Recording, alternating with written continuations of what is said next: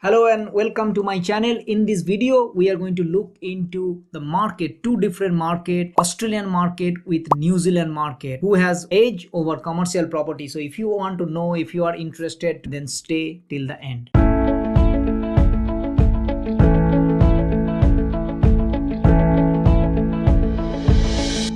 Let's look into the Australian market. Australia, as compared to New Zealand, it is a big market, right? Whether we have finance, we have technology, we have like agriculture, mining, education, all this sector performs a significant growth in a commercial property in Australia. In comparison, even if you go to the New Zealand, perhaps you would be only thinking about agriculture and tourism. These are the two things that actually defined New Zealand market. So in comparison to Australia, New Zealand is very small. It's only one city specific. I say like on Auckland is the only city where a significant growth there in commercial property, whereas in Australia there are multiple cities, right? There's only one. So when it comes to the comparison between Australia and New Zealand, is like one person. So it's like Sydney itself has way better growth than the whole of New Zealand. So if you look into that comparison point of view, Australia is way bigger market than the New Zealand market. The second thing that you need to also consider is that Australian population growth. Australia population growth is significantly higher. The population is growing much faster in comparison to New Zealand. The population growth is extremely slow. In fact, quite stable population growth, you can say that, because that it's not as open economy as in Australia. So that's how, because the population growth is not happening, and as you know that everything tied up with the population growth, that means the commercial market in New Zealand is less, or the smaller. The growth is not as much as compared to Australia.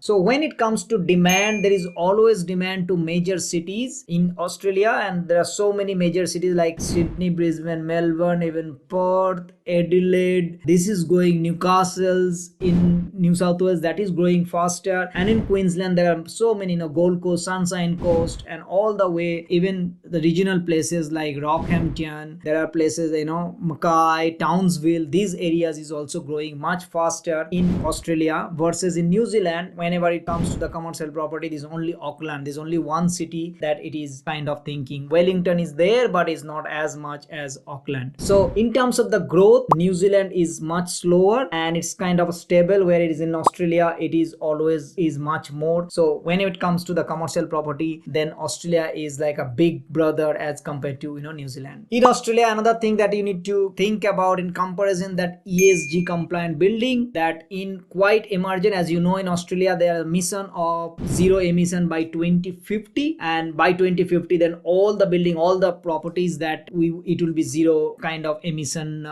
building, which is very stiff target. Whereas this kind of trend is coming to New Zealand as well, particularly in Auckland, so where they are also talking about this green star rating, and but that is coming now in compared to in Australia, which is already been happening. In fact, nowadays most of these buildings that is being built, even the last 5-7 years, you see that they always talk about the green star rating in Australia, whereas in New Zealand they are slower, and it is only sort of started getting traction on the ESG rating building. So when it comes to the comparison between Australia and New Zealand, what I see is that Australia is a bigger market and the multiple cities, so there is a more diversification and bigger sector to play, whereas in New Zealand is a smaller market. I would always say like a one city a kind of driven market, and it is slower, and it is also a small market. There's one distinction though that is very, very important to understand, that in Australia any capital growth that you get in commercial property, it's always capital gain tax applies, depends on what entity you bought, whereas in New Zealand there is no capital gain tax. So if you buy a property today and then in 5 years down the line it grows up, then there is no capital gain tax that needs to be paid in New Zealand. So that's a significant difference. And the second difference is that in Australia,